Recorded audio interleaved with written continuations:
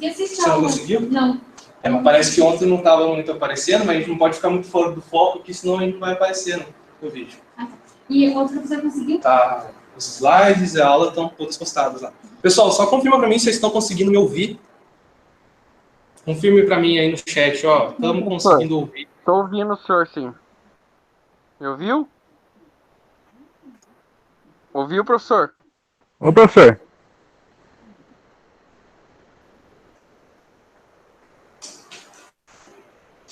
Beleza, então. Então vamos lá, pessoal. Então é o seguinte, Thiago, Sueli, Jefferson, Eric, eu já esqueci seu nome, que é a... Você? Seu nome? Jéssica. Jéssica. Ontem, a gente teve meio que uma introdução da nossa disciplina. Então a gente viu, assim, basicamente, quais vão ser os assuntos que a gente vai tratar, por que gestão financeira é importante. Jéssica, já que você não estava ontem, eu expliquei para o pessoal que basicamente o que vocês estão vendo aqui não é para vocês aprenderem a fazer continha. Isso aí o Excel faz, vamos ser bem sinceros. Vocês vão precisar fazer continha, porque a ementa na nossa disciplina pede isso, na prova a gente vai pedir, mas a habilidade do administrador em si é você conseguir fazer tudo que eu estou falando aqui ser aplicado na prática. Conseguir fazer motivar a tua equipe, vamos supor que, porventura, você queira ser uma gerente financeira de uma empresa, você conseguir motivar a tua equipe, motivar o RH, mover a contabilidade. A contabilidade é bom porque eles são nossos parceiros, né? Mas motivar o pessoal das vendas para que eles alimentem esses dados, para que eles analisem esses dados, né, pessoal? E que eles levem em conta na gestão da empresa. Porque senão não adianta fazer gestão financeira. Gestão financeira é administração. A administração financeira, que na verdade é o nome da nossa disciplina, ela está relacionada mais aos aspectos burocráticos de como fazer isso. Né? A questão de ir atrás aí de recursos humanos, ter processos, né? Já a gestão financeira quer dizer como que eu coloco isso na prática e principalmente como que eu faço isso gerar mais riqueza. O objetivo da gestão financeira é sempre gerar mais riqueza. É capitalista? Claro que é capitalista. Bem-vindo ao mundo da administração, né? Eu falei uma frase que é conhecida e que eu gosto, que diz assim: sem lucro não há coesia. Não sei se vocês já estudaram a respeito de missão, visão, valores da empresa. Acho que meio por cima, assim, mas algo que você já falou um pouco que vai ter mais pra frente. Ok, eu também vou falar na aula de sexta-feira, que vai ser a nossa aula inaugural de marketing. Vai ser bem divertido, vai ser assim, vocês vão conseguir entender a evolução histórica do marketing com vários exemplozinhos, é uma aula bem divertida. Mas assim, a gente tem esse conceito de missão, visão, valor, que é um negócio totalmente mais inspirador e abstrato, mas se a empresa não for lucrativa, a não ser que você trabalhe no seu setor, né, que você trabalhe numa ONG para o governo, não tem por que existir. Então, sem lucro não há poesia. Né? Depois você vai pensar na tua missão, no teu propósito, mas infelizmente a realidade é que sem lucro não há poesia. Hoje a gente vai falar sobre o histórico, que é parte da nossa emenda. Então, assim, da onde que vem essa disciplina que a gente está estudando? Porque em qualquer parte da ciência e da nossa vida, é importante que a gente entenda o passado para que a gente possa projetar um futuro. Né? Uma nação que esquece do seu passado, ela acaba com...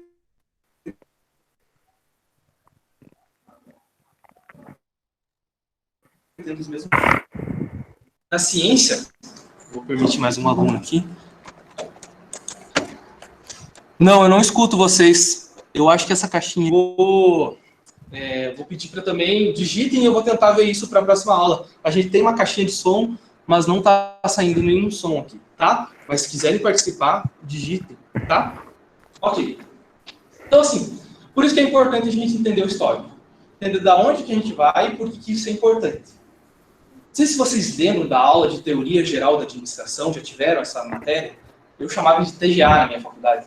Então, assim, basicamente, a administração como ciência, ela surge assim no finalzinho do século XX, 1890, 1880. Tinha um maluco chamado Taylor lá, que esse cara era aficionado por tempos e movimentos. Então ele ficava estudando na fábrica lá que ele era dono, que ele trabalhava, como que ele conseguia fazer com que o funcionário fizesse a atividade dele no menor tempo possível e com a melhor qualidade possível. Então, a partir aí do século XX, que os estudos da administração começam a avançar. Por isso que dizem que o Taylor é o pai da administração. Foi o primeiro cara a começar a documentar isso e criar de uma forma assim, mais profissional, como uma ciência, como metodologia. Né? A administração financeira, até parte lá, o comecinho do século XX, ela estava muito relacionada a um campo da ciência econômica. Então, assim, os economistas ficavam pensando, nossa, mas e os recursos e capitais de uma nação, né? Onde que eles devem ser alocados? Eles ficavam estudando esse tipo de administração financeira. Mas os administradores até então, até porque não existia administração, eles ainda não se preocupavam em formalizar isso e criar métodos como uma análise de fluxo de caixa e DRE. E ela começa a engatinhar a partir aí do século XX. Então, a administração não era considerada um campo distinto de estudo, mas uma parte das ciências econômicas. Pessoal, tudo que eu estiver falando, esses slides, eu vou mandar para vocês, tá? Já está lá, na verdade. Dessa disciplina não, mas a de ontem já está lá, da aula de ontem. Foi somente, então, a partir do século XX, lá na virada do século, 1900, que esse campo começou a ter uma atenção especial por estar associadas a grandes movimentos de consolidação e fusão de empresas dos Estados Unidos, refletindo seus desdobramentos no campo da gestão financeira. Porque até então, as empresas eram muito artesanais, eram muito de manufatura, e começam a surgir gigantes da indústria. Não sei se vocês já assistiram uma série do Discovery chamada Gigantes da Indústria, é muito legal. Começa a mostrar lá que a partir da virada do século começou a aparecer lá, sei lá, a Heinz, a Hershey's, a Coca-Cola, a Ford. Então, pequenas oficinas que produziam carro começaram a ser fundidas e começaram a virar grandes conglomerados. Isso fez com que as empresas precisassem profissionalizar a sua gestão financeira. E aí, a nossa gestão financeira começa a evoluir. É uma sementinha. E aí a gente já pula para a década de 30. Então, nessas duas primeiras décadas, essa administração começa a se tornar uma ciência e começa a engatinhar por causa dessa fusão dessas empresas. Na década de 30, a ênfase foi na liquidez de recursos financeiros de curto prazo, no aprimoramento dos estudos sobre a estrutura do capital e suas repercussões no ambiente externo. Esse conjunto de fatores provocou mudanças na formulação de políticas financeiras da empresa. Por quê? O que aconteceu? Um pouquinho antes da década de 30, teve um fenômeno, um acontecimento no mundo, turma, chamada crise de 29. Então, assim, a ciência vai evoluindo conforme os fatos vão acontecendo. O coronavírus, né, uma vacina que surgiu agora por causa de um fato histórico. Aqui também. Então, a crise de 29, que foi o marco lá, né, o crash da Bolsa, fez com que as empresas precisassem se ligar nessa palavra aqui. Disponibilizar recursos financeiros de curto prazo. Porque, cara, quebrou o negócio. Os Estados Unidos está quebrado, a gente não tem dinheiro para nada. Então, a gente precisa focar aqui, no curto prazo. Então, começaram a se desenvolver metodologias focadas aí na gestão do fluxo de caixa, que é meio vender o almoço para comprar janta, sabe? No aprimoramento de estruturas de gestão de capital e suas repercussões no ambiente externo. Né? O mundo estava vivendo um momento lá de prosperidade, né? Tinha acabado de sair da Primeira Guerra Mundial, e de repente, crack da Bolsa, crash da Bolsa. Né? Então as empresas começaram a entender, preciso fazer gestão financeira. Assim como o coronavírus. Muitas empresas, deu o coronavírus e o cara pensou, puta merda, qual que é o meu custo fixo? O que eu vou fazer aqui com esse pessoal? Vou mandar todo mundo embora, né? A gente pensa. Não tinha muita outra opção. E aí a gente dá sequência. Durante a década de 40, a atenção da gestão financeira foi direcionada para a administração de curto prazo novamente, centrada no capital de giro, no planejamento financeiro de curto prazo e no financiamento de novos produtos. Porque depois do crash da Bolsa, lá em 1929, logo quase que na sequência, teve um outro acontecimento histórico marcante, que é a Segunda Guerra Mundial. Então, novamente, se quebrou a Bolsa, a gente já estava preocupado com isso, imagina uma guerra mundial. Cara, eu não vou gastar nada, eu preciso cuidar da minha gestão financeira. E ela começa a meio que evoluir por causa disso. Fazendo um paralelo com o marketing, eu vou abrir um parênteses para vocês entenderem. O marketing é outra área da administração. Até então, aí a gente vai um pouquinho mais para frente. 1910, o pessoal focava em tempos e movimentos. E aí começaram a focar na estrutura. Lembra já? Agora a gente vai focar na estrutura, no nosso organograma. Agora a gente vai focar nas pessoas. E lá em 1950, e 60 começou a crescer o marketing. E as pessoas começaram a se preocupar. Tem muita competição, agora eu preciso vender esse produto. Né? Uma escassez de clientes no mercado, muita competição, fez com que outra área da administração começasse a se desenvolver. Eu quero dizer que assim, a gente não vai estudando marketing, logística, RH por acaso. É porque conforme a ciência foi se desenvolvendo, os administradores, né, em conjunto com a sua sabedoria, foram entender, opa, agora eu preciso cuidar das pessoas, agora eu preciso divulgar meu produto, agora eu preciso cuidar do meu caixa. E esses acontecimentos históricos fizeram com que esses administradores tomassem essa decisão. Então, em 1940, se já estava difícil, ficou mais difícil ainda com a Segunda Guerra Mundial. Já o início da década de 50 foi de expansão econômica. Em 1945, salvo engano, acaba a Segunda Guerra Mundial e o mundo começa a ter um excedente de produção. Né? Os Estados Unidos vence a Segunda Guerra, né? Ele e a Rússia, né? A União das Repúblicas Socialistas Soviéticas, né? Eles vencem e eles começam a ver, opa, agora a gente não precisa mais produzir armas, agora a gente pode produzir outros bens de consumo. Então, o início dessa década foi de rápida expansão econômica, um acelerado crescimento das empresas associadas a uma depressão de mercados de capital. Porque ao mesmo tempo que o final dessa Segunda Guerra, galera, ao mesmo tempo que ela deu assim, essa esperança para o mundo, ao mesmo tempo eles pensaram, pô, mas agora tem dois gigantes aqui brigando. E será que não vai vir uma terceira guerra por aí? Né? Então, ao mesmo tempo que teve essa expansão, teve uma depressão de mercado de capitais. Olha, eu acho que ainda não é a hora de eu botar o meu dinheiro aqui no mercado de capitais, que é o mercado de ações. Vamos segurar um pouco. No decorrer dessa década, houve grande interesse pelo orçamento de capital, pelos métodos de avaliação de investimentos e pelas políticas de dividendos. Então, as pessoas ficaram mais racionais ainda no que tange a alocação de recursos. Opa, vou pensar melhor, né, porque eu não sei o que vai acontecer amanhã. Sei lá, se o mundo tivesse vivido outra realidade, não sei, se não tivesse tido as outras guerras, a gente poderia estar falando de outro histórico aqui, onde todas as pessoas gastam, e não importa, mas não. Os acontecimentos históricos fizeram com que a ciência se desenvolvesse dessa forma. A década de 60 se inicia com a redução das oportunidades de lucro, tendo em vista o ambiente altamente competitivo que estava por vir.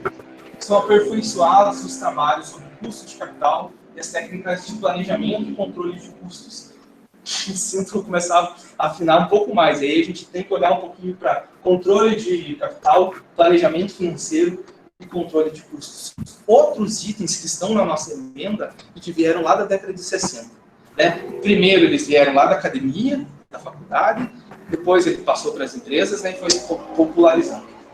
Quando surgiu a figura do controller, né, que é outra palavra que a gente vai falar, que é basicamente o cara que fica olhando assim, quais são os nossos custos, quais são as nossas margens de lucro, para harmonizar os patamares de lucratividade nas organizações. Alguns multinacionais se instalaram no Brasil. E a partir da década de 70 e 80, a gente já está acabando quase o nosso histórico. É chato, eu sei.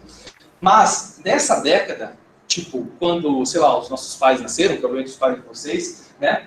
Um pouquinho antes, talvez, enfim. Surgem 2 ou 3 tipos de abordagem que vocês vão ver que a nossa leitura vai ser muito próxima disso. E é meu dilema como professor, focar nesses 3 tipos de abordagem. O primeiro tipo de abordagem é a abordagem tradicional. O que é a abordagem tradicional? Se tem a palavra tradicional, talvez ela é um pouquinho mais conservadora, mais antiga, foi a primeira que surgiu, e é exatamente isso. Então, ela estuda as características financeiras das grandes empresas, análise de balanço patrimonial, valor presente líquido, taxa interna de investimentos, de retorno de investimentos. Não vem na tua cabeça, assim, quando você fala essas palavras, tá, mas isso daí é coisa de empresa grande. Se eu abrir uma carrocinha de cachorro-quente, se eu abrir um e-commerce, eu não vou precisar me preocupar com isso. Mas é um tipo de abordagem, porque a complexidade dessas grandes empresas necessita isso. Tá? Ele é mais focada nas sociedades anônimas, que são empresas com capital aberto, e nas incorporações empresariais, né? Grandes empresas. A outra abordagem é a abordagem administrativa. E aí, beleza? Bem, professor. Tudo bom? Coloca. É capaz de chegar hoje, acabou. Capaz de chegar hoje, ver essa catamoquila. Não é capaz, rapaz. Não é possível. Não, mas vamos assistir a aula aí. Não, A gente está falando sobre o histórico da gestão financeira, cara. Então, tipo, é importante a gente entender a história para poder compreender a ciência, até porque o bicho vai pegar daqui a algumas aulas, o negócio vai ser cansativo para vocês. E eu estava contando para o pessoal que existem 3 formas de a gente poder analisar a abordagem de gestão financeira. A primeira dela é mais tradicional e é mais complexa. A segunda, que eu comecei a falar agora, é a abordagem administrativa. Então ela é muito mais prática. Ela foca nas operações de rotina, no dia a dia, como operacionalizar. E eu vou focar mais aqui. Como eu falei para vocês, quando eu tive aula com o meu professor, ele trabalhava na Receita Federal. Então ele era, sei lá, devia ser da década de 40, 50, talvez, ele estava ligado aqui. Mas a maior parte das empresas que vocês atuavam ou vão atuar, estão aqui. Mesmo que vocês vão, sei lá, para uma grande empresa, é muito mais fácil vocês falarem simples, para vocês poderem ser entendidos pelas pessoas que vocês trabalham. E aí que eu acho que está o valor. Ou seja, controle de orçamento, previsão de vendas, a gente vai aprender a fazer um planejamento de vendas sustentável, determinação de preço de produto e de serviço, porque, cara, se você for abrir uma loja, uma dificuldade que você vai ter vai ser, cara, por quanto que eu vou vender esse produto? Né? Qual que é a minha margem de lucro? E a gente vai falar sobre isso. Na verdade, quando eu abri a loja... Você tem uma loja do quê? De materiais de construção. Perfeito, cara. E aí você fica, puta, mas eu tenho que acompanhar a concorrência, mas eu tenho que ter uma margem de lucro. Qual que é o meu ponto de equilíbrio? Quanto que eu tenho que vender? Né? Então isso a gente vai aprender. Ninguém te conta, né, professor? Isso que é o foda, ninguém te dá dica nenhuma. Não. Mas eu vou dar dica porque eu aplico. Eu faço consultoria financeira para as empresas, então, claro, que você tem que concorrer, tem que estar junto com a concorrência, mas às vezes a concorrência está aí te levando para o buraco. Eu já fiz uma consultoria e faço ainda numa empresa que é da construção civil. Então, ela tem uma indústria que ela produz um determinado componente que é importante para a construção civil. Cara, quando eu comecei a fazer a consultoria lá, eu vi... Laje, garanto. Não, vidro. Então, eu comecei a ver que eles estavam vendendo vidro mais barato do que no ano passado. Mas não era na Mariar, que faz vidro? Mas ela produz vidro. É uma indústria de vidro. Enfim, a Mariar, né? Não é a Mariar. Enfim, o que eu quero dizer é que, assim, cara, foi levando o negócio. Quando viu, eles estavam vendendo R$30 mais barato o metro. Aí você multiplica por X metro por mês, e aí os caras estão perdendo dinheiro. E aí tá toda a concorrência levando o segmento para baixo. Porque material de construção acontece isso. É o segmento que muitas lojas abrem e muitas lojas fecham. Você concorda comigo? Exatamente. Hoje o caboclo tem que ter café no bule para aguentar. Capital de giro. Exatamente. Café no bule e capital de giro. Senão ele morre. Você vê, hoje o caboclinho não queria falar, o caboclo comprou uma carga PVC, o caboclo, nós chegou uma semana passada, 150 mil, pagamento à vista, se tivesse 150 mil. E daqui a pouco já vai subir ou já vai baixar, então por isso você tem que ter uma gestão financeira. E dali um pouco o cara tá pagando muito caro, que de água o cara tem aquele material para vender. Exato. Então, assim, por isso que é importante a nossa disciplina. Eu estava falando que a gente tem 2 abordagens, a gente vai falar tanto das empresas maiores, que é um negócio chato e a gente vai ter que fazer conta. A gente vai falar do negócio mais prático e a gente vai falar da abordagem mista, que é meio que misturar essas 2 abordagens, tá? E aí, pessoal, depois deem uma olhadinha, porque eu estou falando bastante coisa, eu preparei um quadro resumo, dizendo quais são os itens mais importantes aí de cada uma dessas épocas. Então vocês vão poder assimilar, eu acho que com maior facilidade, tá? Coloquei um aviso que eu acho importante, para a gente sempre estar fixando, que é importante frisar que o principal objetivo de empresas é a maximização de riquezas dos seus proprietários. Ou seja, toda ação do gestor financeiro deve levar em conta a criação de valor aos detentores de capital. E é a indispensável sobrevivência da organização. Sempre que vocês estiverem conversando comigo, ou que eu estiver passando algum conhecimento nessa disciplina, a gente vai estar focando em aumentar o lucro das empresas. Pode ser que o cara do marketing, que eu também faço consultoria em marketing, quando eu acho que é necessário, a gente vai estar falando de criar valor, de criar relacionamento, e às vezes você perde dinheiro. Agora, aqui, via de regra, a gente sempre vai estar falando, como que a gente faz essa bagaça dar mais dinheiro? Como que a gente faz essa bagaça dar mais dinheiro? Dinheiro. Máscara, né? Ainda mais com óculos que passa tudo. Precisa se descartar, né? Ontem eu tava com uma descartável, inclusive, ela tem um negocinho Só aqui, que pra né? mim é muito grande. Capaz, não. É que fica. E aí a gente vai falar sobre gerenciamento holístico do risco. Porque eu não sei se vocês já tiveram muito contato com gestão financeira, mas às vezes um cliente meu me fala, Lucas, qual que é a margem de lucro adequada para a minha empresa? Lucas, qual deve ser o meu custo fixo? Qual o percentual que eu devo ter com o custo de pessoas na nossa empresa? E eu falo isso aqui, ó, gerenciamento holístico. É uma palavra grega que fala assim que cada situação necessita de uma determinada ação. O senhor é coach ou é consultoria? Só? Eu sou consultor. Nada, bem, quase nada contra quem é coach, mas eu trabalho com método, né? De coach. É porque o coach ele foca mais na parte, pelo que eu entendo, Mas coach, o coach é muito chato, né? tem coaches e coaches, como qualquer profissional. Tem coach que, na verdade, eu acho que esse pessoal foca mais no desenvolvimento de pessoas, né? De equipes. Eu trabalho mais com marketing e gestão financeira e processos. Professor, mas um negócio que eu acredito muito dentro da empresa hoje, que eu invisto bastante, é marketing. Marketing gera muito resultado, né? Nossa, mas o marketing bem feito, cara. Porque, vamos abrir um parênteses da nossa aula de gestão financeira. Esqueci teu nome, meu. É, Jonathan? Jonathan. O Às marketing vezes digital, tem aquele né, cara, professor? exato, mas tem aquele cara que ele pega e coloca, sei lá, paga quinhentão para a agência de publicidade fazer as artes. A arte fica linda, a arte fica muito bonita. Mas, por exemplo, ele não coloca um dinheirinho lá nas mídias sociais para que as pessoas vejam essa arte. O máximo possível. E aí você vê, ela tem 2, 3 curtidas. Não estou falando que é o caso de vocês, mas assim, eu vou falando de erros, de cases. É melhor que você, sei lá, diminua o orçamento, mas que você impulsione. E a gente pode até falar isso na aula de marketing. Impulsionar para que várias pessoas vejam, né? Isso é bem interessante. Professor, eu tenho um E é rapaz, tão caro, né? Não, é muito mas barato. hoje custa uns R$60 por dia, para você fazer bastante gente.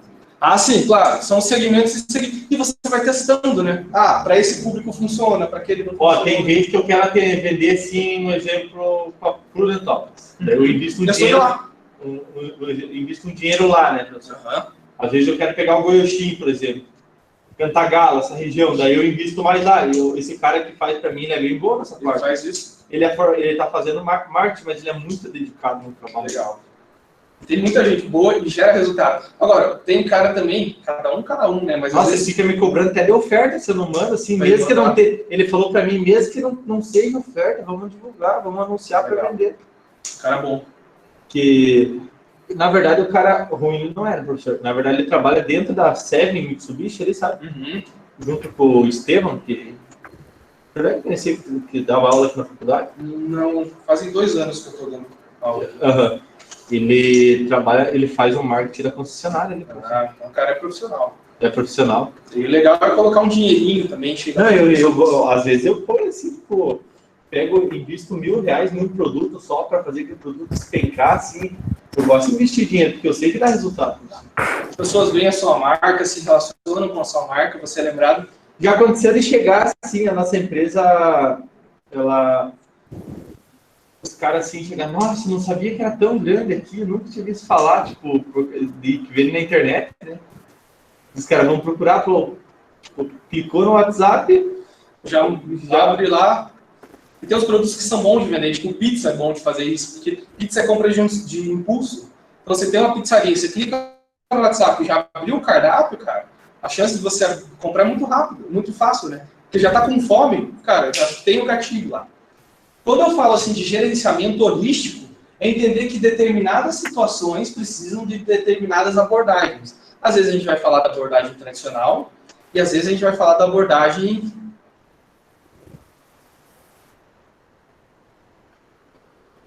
da nossa abordagem administrativa, ou até mesmo da abordagem mista, tá? Também quero falar um pouquinho, aproveitar essa nossa aula que a gente está falando de histórico do marketing, de marketing holístico, que é entender assim que cagadas acontecem e a gente precisa usar um tipo de abordagem, falar sobre estratégia no marketing. Senhor, esse negócio das cores predominantes também manda no marketing? Cara, é muito relativo, na verdade.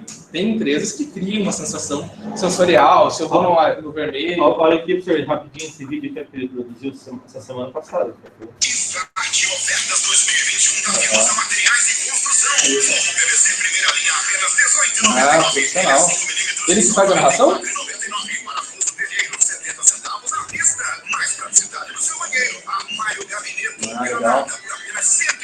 de vazamento. Torneira Polo Flex, R$ 89,99. Torneira elétrica Zago E tem o cara que pega isso aí e coloca na rádio, né? Você tem? Na verdade é o seguinte, professor, tem um cara lá que é meu vendedor, que atende a região de Guaraniaçu, que a gente tem a indústria de pré-moldado também, sabe, de casa. Uhum. Daí ele é diretor comercial de uma rádio lá. Daí eu pego e mando para ele o que produz o texto. E daí isso daí tem tipo, as rádios tem as empresas que prestam serviço para eles especializadas só em gravação. Por isso que é um negócio bem perfeito, na verdade. Bem feito mesmo. Porque não é tipo o radialista, que antes era um método que o radialista gravava, né? Hoje tem os estúdios de gravação para as rádios. Faz só esse tipo de serviço. Faz só esse tipo de serviço. Interessante. E aí a gente vai falar também sobre estratégia. Vocês sabem o que é estratégia? Alguém já falou sobre o conceito de estratégia para vocês? O Zarpelon. O Zarpelon? Agora. Agora? É? É, ele tá falando sobre estratégia. Mas o que ele falou de estratégia? Na verdade, hoje ele deu o conceito, os objetivos. Perfeito. A gente vai falar de estratégia, mas estratégia aplicada à gestão financeira. Não sei o que o Zarpelon falou, mas o conceito de estratégia, vocês já assistiram o BOP, o Capitão Nascimento? Que ele pega o baiano? Isso. Bem no começo do filme ele fala lá, o conceito de estratégia vem do grego estratego, vem do francês estratégico, vem do russo strategowski, e ele fica falando, e é bem isso. Estratégia vem de estratego. Quem que era o estratego? O estratego era um general. Um dia antes da batalha, tinha um cara que era responsável em subir num lugar alto e enxergar como que vai ser essa batalha. Dava-se o nome para esse general de estratego. E o estratego, um dia antes, ele já sabia, olha, talvez se os caras virem de lá, a gente pode encurralar eles naquele rio, ou a gente pode jogar eles para a montanha, colocar uns arqueiros para jogar de lá. E aí a guerra é nossa, tá ganho. A gente já fez uma leitura. Os administradores, como eles são muito inteligentes, nós somos muito inteligentes, nós não somos burros. A gente pegou esse conceito lá do grego, dos generais, e aplicou no dia a dia das empresas. Gerir com estratégia nada mais é do que fazer uma leitura prévia do macroambiente e poder prever algum tipo de ações. Claro que um coronavírus da vida é difícil, né? Quando eu comecei, criei uns planejamentos estratégicos com a empresa que eu atuo. Começo de 2020, nós tivemos que mudar tudo, muito rápido. Mas, tirando essas situações, a gente consegue agir com estratégias. Tem cliente meu que eu já sei qual que é o faturamento, qual que é a margem, quais são os custos, e eu já sei qual que vai ser o lucro. E aí eu já defino, ó, então, fevereiro a gente vai vender isso, janeiro a gente vai vender isso, março isso, e eu só sento com ele e fico cobrando ele. Professor, mas tem uma coisa assim que eu acho que eu tenho que mudar na empresa. Que nós não temos meta assim de venda, sabe? O que nós vendemos... Mas tem comissão pro pessoal? Não, nós trabalhamos só em família, professor. Familiar. Cara, é interessante. E a gente vai entender nós como... não somos estressados assim, tipo, hoje nós temos que vender tantos mil. É porque as contas estão boas. Se as contas estiverem vermelhas, pagando juros e financiamento, meu filho. Será que que nós trabalhamos com o pé no chão, sabe? Sim. Tranquilo, mas será que quando os caras têm conta, os caras... cara, dá uma... Sabe o que acontece? Um cara me falou um negócio e eu pus aquilo na cabeça. Quem muito tem uma loja aqui em Guarapuava, tipo, eles queimam mercadoria, sabe? O cara que queima muita mercadoria, o cara tá cheio de boleto para pagar. Desesperado. Tá vendendo almoço para comprar janta. Será que regula isso, professor? Cara, regula, porque quando você começa a pagar cheque especial, adiantamento de boleto... Professor, não fala mal. Aquele cara lá já viu aquele céu materiais de construção de mercado? Cara, não... É numa favela na cidade, no Jardim do Saber. Ele vende muito barato. Não, tipo, barato não, tipo, mas o cara estraga o mercado. Eu às vezes, tipo, quando ele põe um negócio barato, eu pego e anuncio mais barato que ele, sabe? Mas só para mostrar que não é por nada desesperador isso, para mostrar que ele não manda no mercado, sabe? Perfeito. E daí é uma competição de mercado. Mas, nossa, os caras têm coisa que os caras são muito debilóides, senhor. A gente não pode dizer que tenha, mas, cara, quando o cara... Tinha um cliente meu que ano passado, velho, a empresa dele dava 40 mil. Deu 40 mil de lucro. Ano passado não, ano retrasado, 2019. E ele pagou 39 mil por ano. Certinho. Sobrou 1.000 e pouquinho para ele. Então, para esse cara, quanto mais ele vende, pior é. Porque ele vai precisar de mais capital de giro, Ele vai precisar de ir atrás mais de dinheiro do banco, e no caso dele, ele trabalhava com uma margem de 15%, e ele pagava 12% para o banco. Então, cara, meio que não fecha as contas. Mas o cara, mais 12% não é muito baixo? Não, um cheque especial, ele pegava lá ao mês, né? Ah, ele emprestava? Ele emprestava do banco para poder ter capital de giro. Porque o mínimo hoje pra gente, eu acho que assim, o mínimo da gente operar na loja, bruto 30%, né, professor? Não, tipo, a margem de lucro dele era 15%. Aham. Porque ele trabalha vendendo alimento. O pessoal que tem mercado trabalha com uma margem mais baixa. Só que ele pagava 12% para o banco. O banco cobrava no cheque especial dele. Então não fechava as contas. Mas hoje seria uma margem mais ou menos 30%? Depende do segmento, cara. Eu Depende acho do que mercado. sobra, tipo, de 30% vai sobrar limpinho, tirando todas as despesas, sobra uns 10%, né, professor? Depende de cada segmento, cara. É muito relativo. Por exemplo, na prestação de serviço, você trabalha com uma margem muito maior, né? Eu, por exemplo, sou consultor, então eu não tenho custo no meu trabalho. Tirando sala, aluguel e tal, os custos são fixos.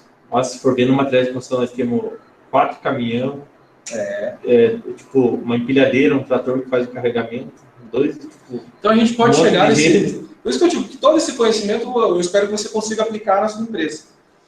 Professor, mas hoje até que ponto que é vantajoso, cara, se for parar para ver?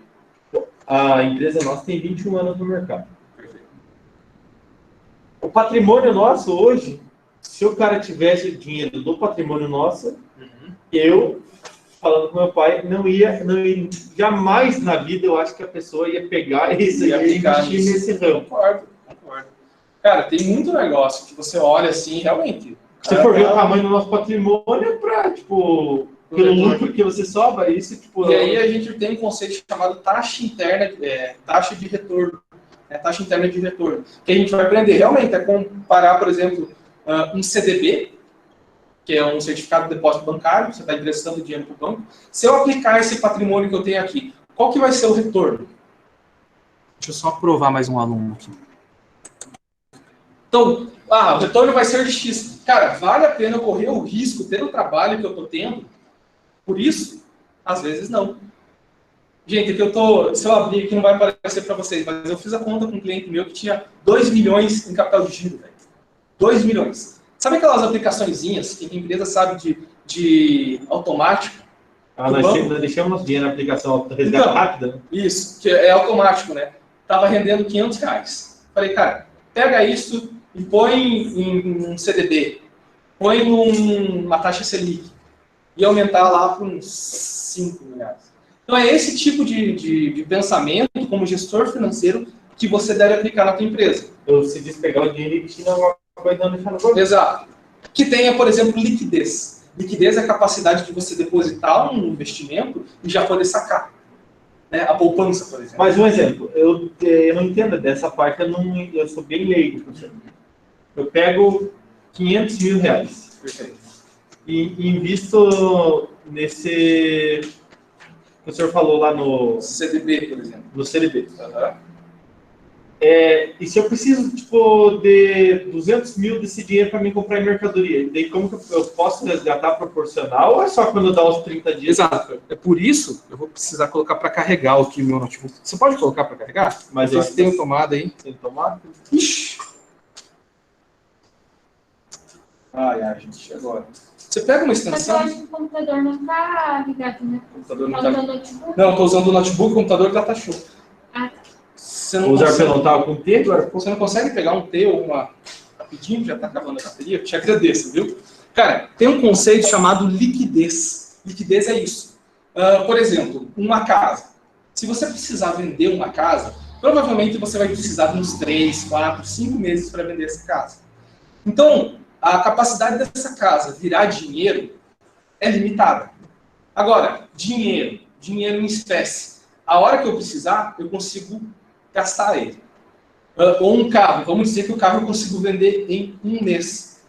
Então, assim, esse carro tem maior liquidez do que a casa. Você concorda comigo que é mais fácil vender um carro do que uma casa? Concordo, porque você vai falar, o cara mexe com um monte de coisa. Nós temos uma construtora também, construímos casa para vender.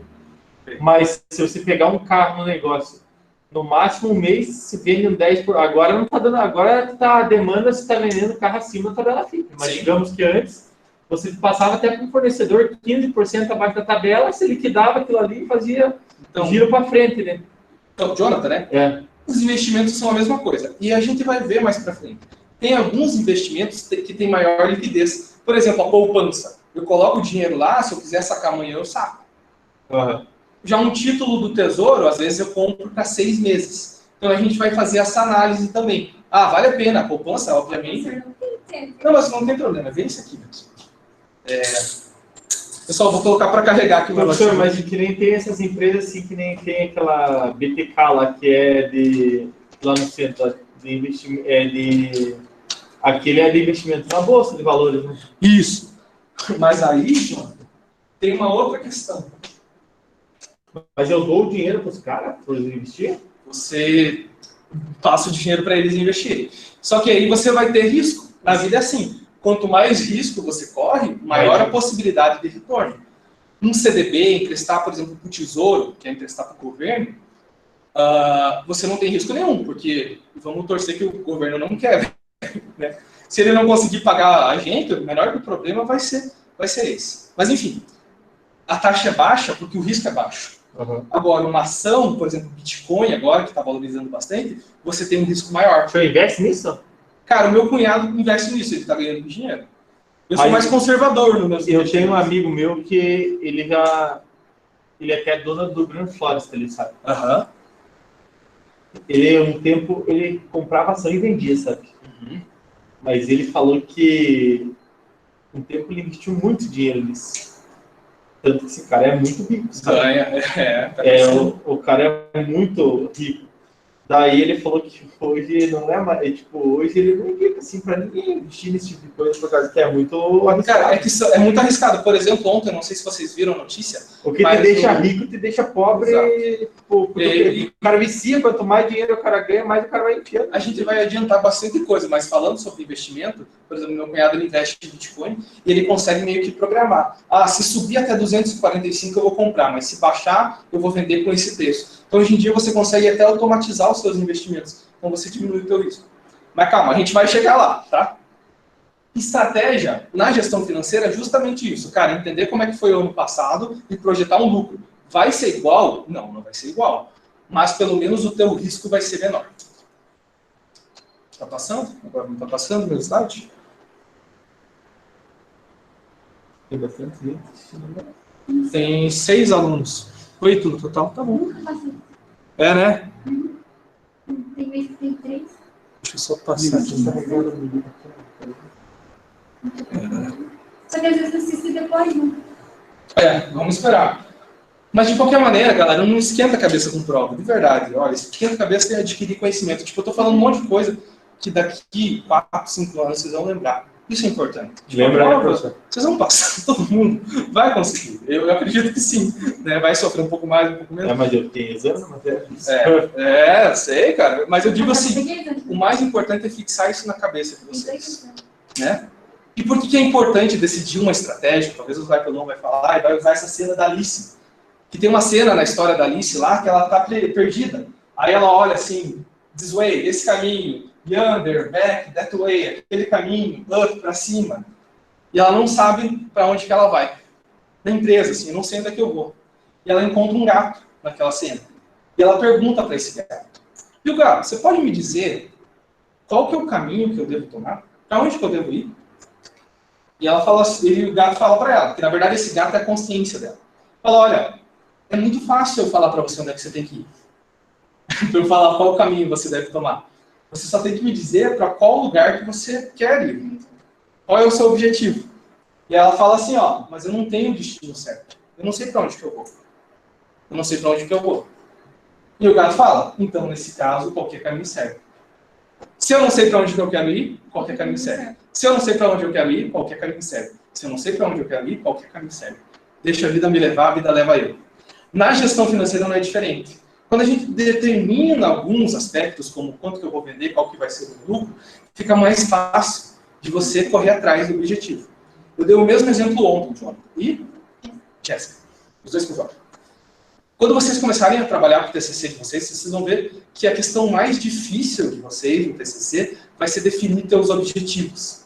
depois que você define os objetivos, as coisas deslancham e vão para frente. Então, assim, na vida é sempre isso. Carreira, vestibular, né? A vida amorosa, tipo, o que eu quero fazer? Depois decidiu, tá, então é por aqui que eu vou. Né? Definir caminho. Então, gestão financeira estratégica, gerir as finanças de forma estratégica significa pensar no negócio do sucesso a longo prazo, como diz você, Jéssica. Assim, deve-se planejar os recursos financeiros da empresa, pensando sempre no futuro, usando o máximo de informações disponíveis no presente. Tá? Então, assim, como eu sempre falo, a gente vai falar um pouquinho de teoria e um pouquinho de prática. Essa foi a parte mais teórica. A gente falou sobre qual que é o histórico, o que é gestão financeira estratégica. Agora, eu vou trazer um conceito prático para vocês. Vocês vão ver que, conforme a gente for conversando, a gente vai juntar tudo isso numa análise financeira. Mas, para isso, eu preciso que vocês compreendam alguns termos, que se eu jogar tudo de uma vez para vocês, vocês vão pensar, puta, mas custo fixo, margem de contribuição, taxa interna de retorno, como é que eu faço essa conta, meu Deus? Vai embaralhar vocês, tá? Vamos devagar. Tá, pessoal? Aí que está pelo computador. O primeiro termo mais prático que eu estou falando para vocês, e isso aqui nunca ninguém me ensinou na faculdade, é o tal do faturamento. O que é faturamento? Faturamento é calculado a partir de todos os benefícios que a empresa conseguiu com a sua atividade econômica em um determinado período. Esses benefícios são os rendimentos ou ganhos da organização através das suas vendas e os seus serviços prestados. A gente vai começar pelo mais simples, que é o quanto entra. O faturamento não é, na verdade, o quanto entra, mas é o quanto eu estou vendendo, ou o quanto eu estou prestando de serviço. É basicamente isso. Faturamento em si não leva em consideração inadimplência. Inadimplência é o quanto eu não estou recebendo de tudo que eu estou vendendo. Mas a gente vai falar primeiro de tudo que a gente está vendendo.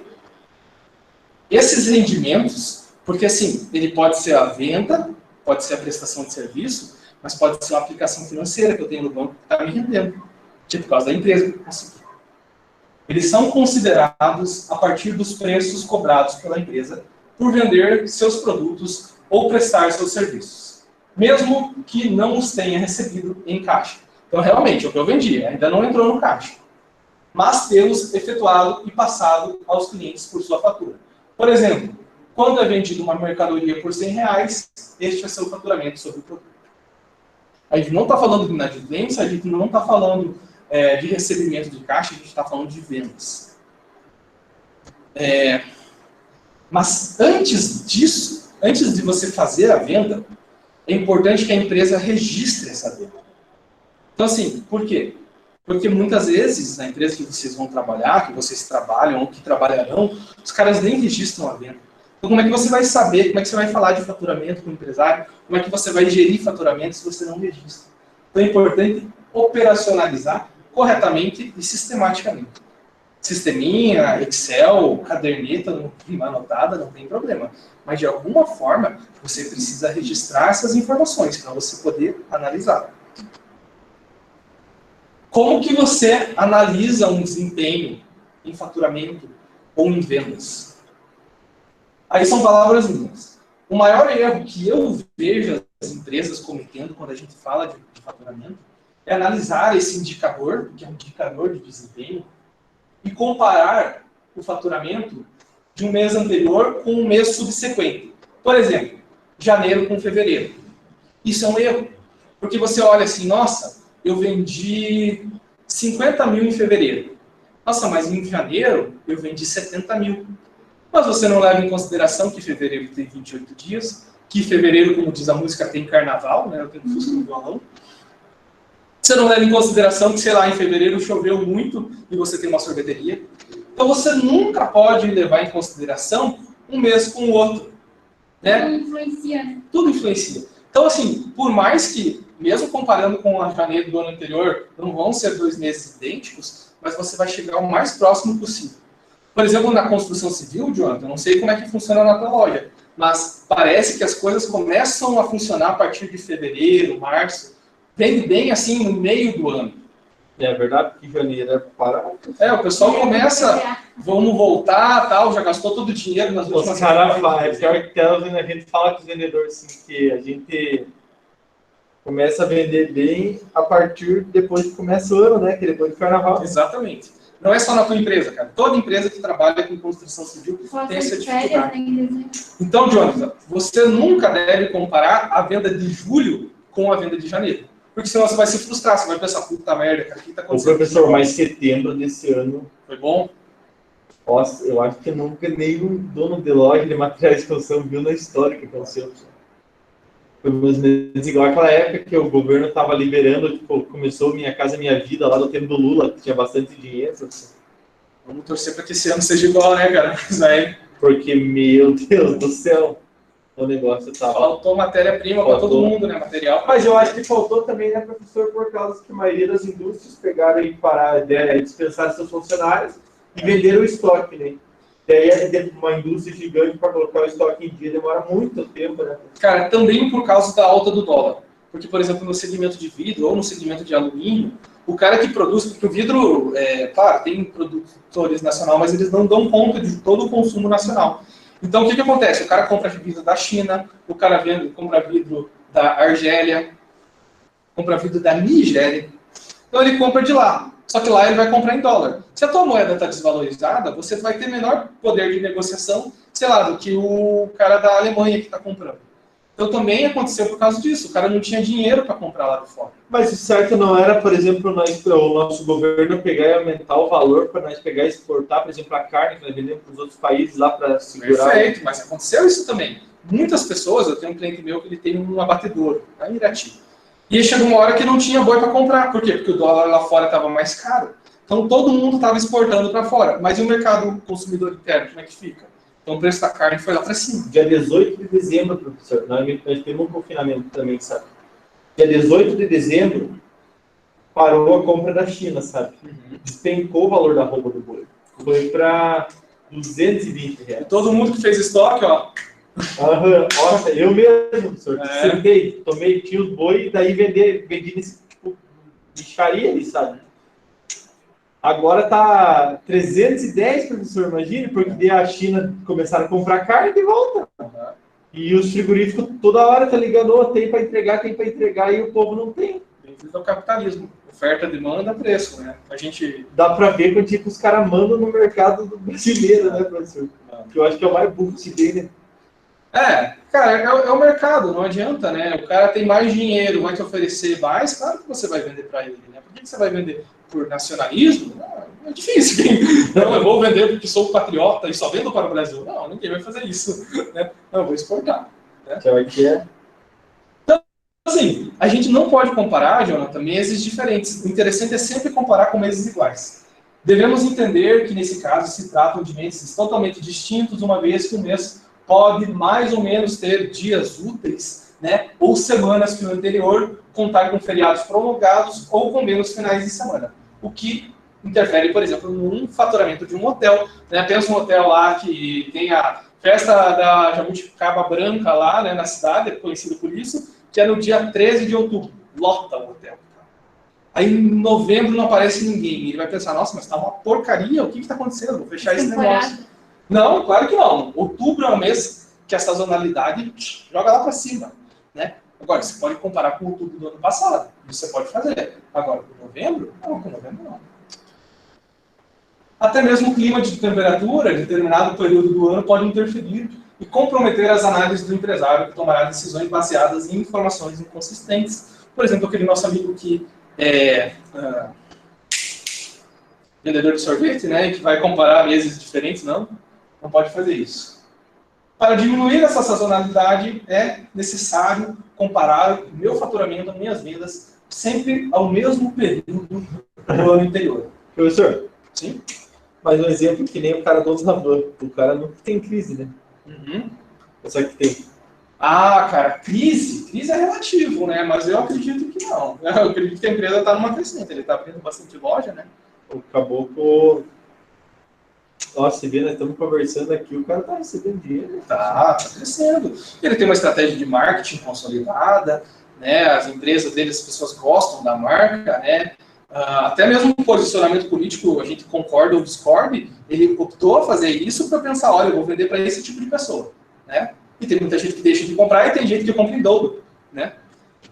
Esse é um exemplo, não é desse meu cliente do vidro, mas é outro meu cliente que trabalha no ramo de construção civil e que a gente vê a evolução das vendas dele. Isso aqui são comparação de vendas de 18, 2019 e 2020, são números reais, né? E a gente começa a ver que a empresa dele em janeiro vende bem menos, os menos dele são 642 mil, e que conforme o ano vai passando, vai aumentando as vendas. Em 2018 a gente só tinha dados a partir de agosto. Nos anos anteriores também acontece isso. Maio ele vendeu bem, pós-setembro, mas isso foi em setembro de 2018, ele vendeu bem.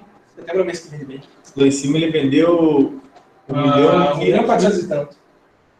Então assim, puta, se esse cara compara junho com janeiro, ele vai ver, não, mas aqui eu vendi 1.400.000 e aqui eu tinha vendido 642. Não, ele tem que comparar com junho do ano passado. Mas também tem uma questão, né, professor? Que às vezes no mês que ele vendeu 642, às vezes ele ganhou mais dinheiro do que do 1.400.000. Ah, sim, dependendo da margem de lucro. Depende do que ele vendeu, né? Exato. Mas isso a gente vai ver para frente. Que nem eu disse, primeiro a gente vai falar sobre faturamento, o que entra. E aos poucos a gente vai falar de margem de lucro, de custo fixo, de custo variável, para a gente poder assim, entender parte por parte. Um exemplo, se o cara fez um giro lá, digamos assim, na loja de 1.400.000, só cimento que fosse uma loja, né? Perfeito. E o cara ali, tipo, pegasse 642 mil que ele tivesse vendido de conexão, óbvio que ele tinha ganhado muito mais dinheiro do que em janeiro. E eu vou trazer mais exemplos sobre isso, né? Em alguns casos, a simples análise dessa evolução de vendas, de faturamento, nos últimos anos, pode demonstrar a redução das vendas e, consequentemente, a diminuição do lucro da empresa. Exatamente o que você falou. Pode ser que ele venda mais, mas que ele venda menos, mas ele lucre mais. Mas, em alguns casos, só de você ver que a venda está caindo, você vai ver que o lucro está caindo. Não tem muito a ver, deixa eu ir e depois eu volto. Esse é um cliente meu que eu tenho as vendas lá de 2018, está em azul. Depois vocês vão ver o slide com mais calma. Eu quis mostrar para ele que era próximo dos 100%. E daí no ano passado, que foi 2019, ele estava vendendo 68, 91, 65, 83, 63, 59% do que ele vendeu no ano passado. E nesse ano de 2020, ele estava vendendo 52%, 54%, 57%, 52%, ou seja, as vendas deles foram fazendo isso aqui, ó, despencaram. Cara, por mais que você venda produtos com mais margem, quando você vende metade do que você vendia 2 anos atrás, levando em consideração que o custo de tudo está subindo, o teu negócio está errado. Então, isso que eu quis dizer. Às vezes, só de você analisar que você está vendendo metade do que você vendia, você já vai ver, opa, alguma coisa está errada. E aí, o que você vai fazer? Cara, aí você vai fazer que nem aquele teu concorrente lá, que pode ser que ele veja, puta, mas as minhas vendas estão caindo cada ano. Talvez uma estratégia eu diminua o preço. Né? Mas eu vou te falar um negócio. Agora, no momento que nós estamos passando, nossa, porque a gente tem muito para trabalhar, porque, digamos, às vezes você compra esse telefone aqui por R$5, daqui a pouco você vai vender ele por 7. Você vai comprar, ele já está, digamos que ele se vendeu por 7, ele já está custando 8, digamos assim. Em algum segmento vale a pena você segurar a matéria-prima, não vender e vender depois, porque você ganha na valorização. O segmento de alumínio está assim também. Você que trabalha com pré-moldado. Porque se você for fazer um orçamento de barracão, vocês fazem lá? Chegou a fazer? Barracão nós fazíamos um tempo. Então, perfeito. Você faz o orçamento hoje, aí o cara fecha daqui no próximo mês, às vezes o barracão já está fechando um prejuízo, se você fazer o mesmo preço para ele. Digamos que nós vendíamos um painel de pré-moldado a R$52. Agora está custando 70, né? Pensa, e às vezes é de um mês para o outro que dá essa diferença. Uma barra de ferro que pagava R$5,50, hoje custa 14. Eu conversei com o cara lá, com o Eduardo, ele é dono de uma empresa de bom amigo de ferro e aço ali de Cascavel. Ele me falou que o aço já está em 156% de aumento. Imagina. E você não consegue comprar muitas vezes. Esse troço de alumínio também, tem um rapaz ali que é meu colega, eu estudei junto com ele, o Biller, aqui da Avitec. Nossa, ele vendia um kit de alumínio a 115, agora acho que está quase perto de R$200. O pessoal da VPA, lá de Piridantópolis, não sei se você conhece também, eu faço um trabalho lá. E também, você vê só o preço do alumínio subir. Esse é um exemplo de O uma fio, professor, o cobre? Fio? Imagina, cara, cobre. O cobre foi um negócio que se o cara tivesse comprado assim. Eu me arrependo, gente, de não ter comprado álcool em gel antes da pandemia. Eu ia ganhar tanto dinheiro. Álcool em gel e máscara. Imagina fazer um estoquezão. Meu Deus do céu, nós estávamos Professor, vivos, né? Sabe que o cara tivesse pegado assim, investido 100 mil em fio, hoje o cara fazia 300 mil, entendeu? Tá mais do que Bitcoin. É um negócio assim muito louco. Esse é outro exemplo de uma cliente minha que tem um restaurante. Isso é assim, cara. Olha o quanto que a pandemia impactou o negócio dela. Porque assim, a gente está comparando aqui nesse gráfico qual que é o percentual de vendas que ela teve em relação ao ano passado. O que eu quero dizer? Em janeiro, ela vendeu 94% do que ela vendia no ano passado. Tá, não estava muito bem. Em fevereiro de 2020, antes da pandemia, ela vendeu 112%. Então ela aumentou a venda. O que aconteceu em março? Todo mundo fecha a porta, ninguém compra mais quentinho, diminuiu para 64%. E depois foi para 41%. E depois começou a melhorar aos poucos ainda. Ela passou 3 meses vendendo 60%, para chegar nos 85%, para ir mais ou menos chegar nos 90%. Ainda não está vendendo mais. Mas ela poderia, por exemplo, comparar esses indicadores que a gente tinha com a média do mercado. E quando eu ia ver os relatórios do Sebrae, era a mesma coisa. Era 40, 60, 80, 90. Então assim, você olha que tipo, o negócio tá feio, mas tá feio para todo mundo. Então vou fazer o quê? Vou me manter no mercado, vou esperar a crise passar, tentar correr mais rápido para o leão não vir e esperar. Muita gente vai quebrar, né? Porque tem pessoas que não têm capital de giro. O que eu quis trazer para vocês aqui é uma análise de vendas em comparação ao ano passado, que mostram indicadores e que te trazem algumas informações. Essas informações você tem que analisar e pensar em planos de ações para poder gerar resultado na empresa que vocês atuam. Exercício prático, gente. Eu vou pedir para vocês fazerem, mas eu vou dar um exemplo primeiro. Então, isso aqui é uma análise financeira que qualquer administrador poderá fazer numa empresa. Nossa, o cara fez uma análise financeira, como ele é bom, meu Deus do céu. Então, assim, vamos supor que você tem uma empresa, e você tira o relatório do sistema, e que você tenha lá as vendas de 2019 e as vendas de 2020. Pessoal do vídeo, aqui são as vendas de 2019 e 2020. E aqui é a venda de cada mês. Se vocês acessarem o Moodle, acho que os slides não estão lá. Não, ainda não. Então você tem a venda, a comparação, o primeiro semestre e o total. Qual que é a evolução das vendas do semestre? Então, fica meio difícil a gente fazer conta, porque tem muita gente no EAD, mas eu já trouxe pronto. Como que você faz para comparar isso? Eu simplesmente, olha que coisa simples, eu subtraio a venda desse mês com a venda do mês passado. Então, esse analista financeiro, ou esse empresário, ele poderia ver que no mês de janeiro, ele vendeu 109 mil a mais. E que em fevereiro ele vendeu 83. E que em março ele vendeu 80 mil a mais, porque ele foi sempre subtraindo um mês do outro. E isso foi dando um comparativo para ele. E que em abril ele vendeu 37 mil. Mas talvez uma análise que esse cara pode ver é que, tipo, olha, eu vendi 109, agora caiu para 83, agora caiu para 37, e em maio eu vendi menos 66. Cara, isso é um indicador negativo. Você está vendo que as suas vendas, em comparação do ano passado, estão diminuindo, eu vou fazer alguma coisa. Então, a partir disso, o cara pode ter tomado algumas ações, intensificado os esforços de venda, mostrado isso para a equipe de vendedores, chamado a galera e falando, galera, olha aqui, a gente está diminuindo venda, vamos fazer alguma coisa. E aí, em junho, as vendas aumentam. E aumentam. Porque as pessoas arregaçam a manga, saem daquele conforto, você consegue mover as pessoas. E o interessante é que ele não está falando assim, porque muitas vezes na empresa fica um negócio, o Jonathan aí, vindo encher o saco aí, falando para nós vender mais, cara. O cara é chato, velho. Fica me cobrando para eu vender mais, não tem nada a ver. Agora, quando você chega com um número, Jonathan, você olha no olho da pessoa e você mostra indicador, qualquer coisa que pode ser pessoal entre a gente, deixa de ser e começam a ser negócios. Você profissionaliza isso. E fica muito mais fácil, eu digo isso para vocês, porque eu atuo e faço isso na prática. E aí eu falo para os meus clientes, não é o Lucas que está dizendo isso para vocês. né? Meu cliente, eu falo, não é o Lucas, são os seus números. Eu só estou sistematizando e apresentando para vocês. Então, facilita a gestão. Tá? E outra forma de fazer isso também é em percentual. Então, em percentual, vocês podem ver a evolução. Como que eu calculo o percentual? Eu apenas vou pegar esse número aqui, que é a diferença, e vou dividir pelo ano anterior.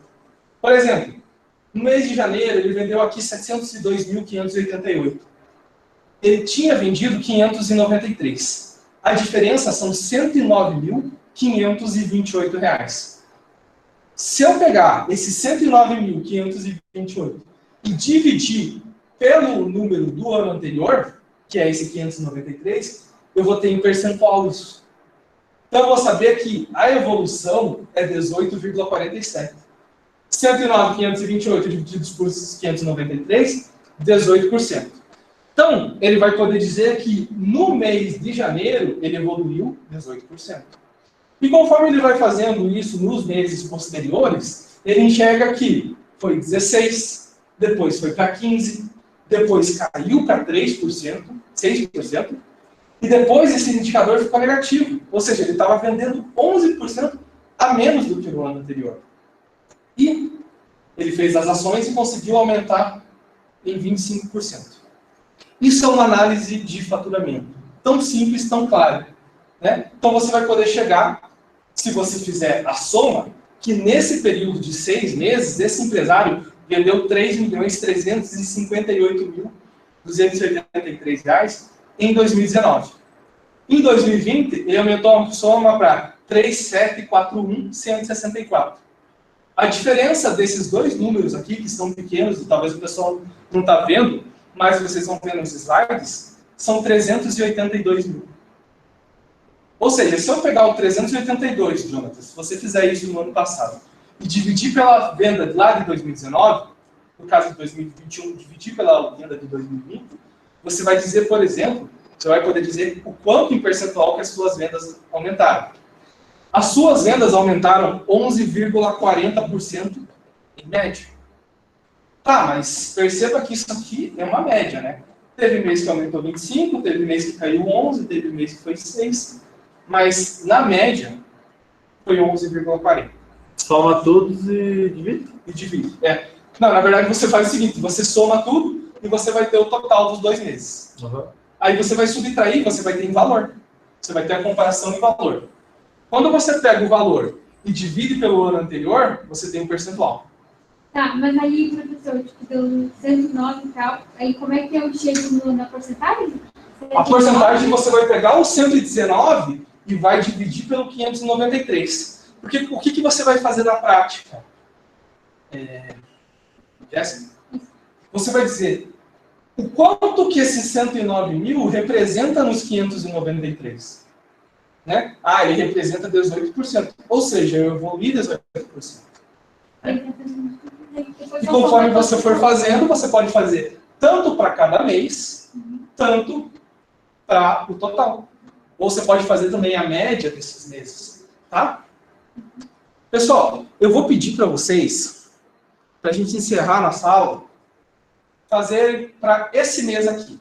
O pessoal que está no chat, que está na nossa aula, lá na nossa disciplina, tem um anexo chamado Exercício Aula 2, lá no Moodle. Né? Porque essa matéria nossa, professor, ela é... Essa é a mesa de ontem que o senhor passou? Não, ontem a gente começou a falar sobre a disciplina. Foi diferente a aula. Uhum. Não, mas eu digo que é a mesma matéria, a mesma matéria. O senhor vai ter duas matérias com a gente. Exato. Eu vou ter terça e quarta, Administração Financeira e Orçamentária, e sexta-feira, Marketing. EAD. E EAD, Marketing. Só que nessa sexta-feira, a nossa aula será mas é Marketing nível 1, né? Marketing 2. Que o 1 nós fizemos, né? Isso. Essa matéria é Administração Financeira e Orçamentária. Aqui a gente vai falar sobre dinheiro. Sexta-feira a gente vai falar sobre propaganda. Vamos resumir assim, o que eu gosto. Então, ó, vou pedir para vocês fazerem pelo menos nesses... Deixa eu gravar aqui, Administração Financeira... Tem esse daí que tem lá no Moodle, né, professor? Tem, só não tem o resultado. O resultado corrigido na próxima aula. Como que é? Só para a gente pegar o raciocínio, senão eu não... 10 minutos. Agora? Mas agora, é que eu Exato. pego ônibus. Eu Você também pega tenho que ônibus? ir. Eu pego ônibus. Então vamos fazer o seguinte, na próxima aula a gente vai fazer, eu vou pedir para vocês trazerem isso para o próximo exercício. Porque, galera, matemática é assim.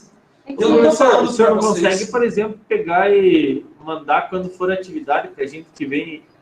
Mandar antes? Não, pegar e mandar, pode ser no grupo dos professores ali, mas pegar e mandar a atividade pra gente trazer impresso, que fica mais fácil, eu acho, da Pode gente ser. fazer aqui em sala. Ele Se está eu mandar falando tipo tudo, mas arquivo, eu comunico vocês que por falam. exemplo, eu quero imprimir, eu pego e imprimo, a Jéssica quer imprimir, eu vejo de uma maneira mais fácil. Assim. Eu não sei quem olha quando foi hoje, porque eu tinha com a van, né? Aham. E hoje tá muito bom. Tranquilo. Pessoal, eu quero deixar claro para Se vocês eu mandar aqui, para fazer impresso, Jéssica, provavelmente.